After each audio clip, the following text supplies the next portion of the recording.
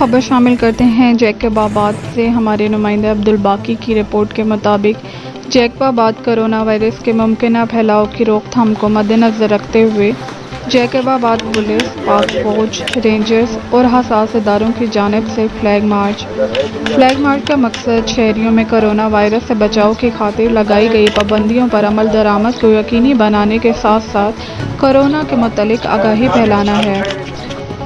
Flag march का आगाज़ youth hostel से शुरू हुआ, जो शहर के मुख्तलिफ रास्तों से होता हुआ DC चौक पर इख्तिताम पज़ीर हुआ। जैकबाबाद पुलिस और कानून नाफिज करने वाले इदारे शहरियों की जान व माल और सरकारी व निजी इमलाक के तहफ़्फ़ुज़ के साथ साथ कोरोना वायरस के खिलाफ भी जंग में फ्रंट लाइन पर खड़े हैं।